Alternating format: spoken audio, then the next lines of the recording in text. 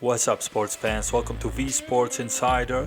So Edgar Berlanga draws huge ratings on ESPN on a fight card last Saturday on the Shakur Stevenson card. Outdoes the main event, Shakur Stevenson, by more than 1 million views, and we're gonna talk about that right now, so stay tuned.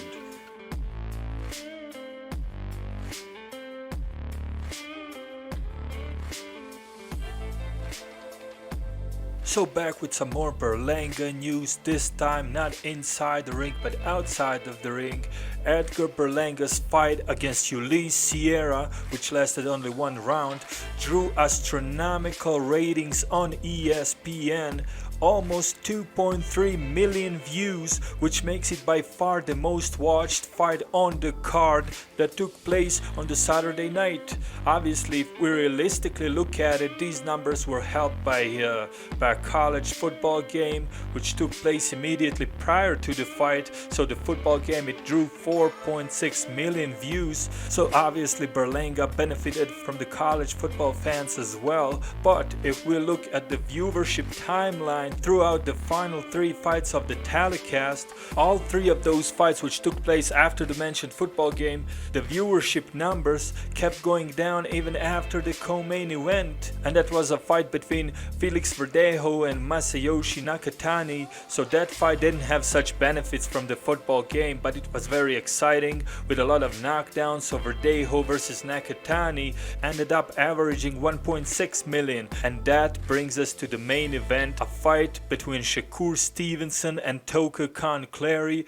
This fight only averaged 1.55 million views, the lowest out of the three mentioned fights. And to be fair, we can't blame it on the lack of football game audience, because many of that audience was already gone before the Berlanga fight, and definitely judging by the numbers, the very same audience that was watching Verdejo versus Nakatani also watched Shakur Stevenson fight.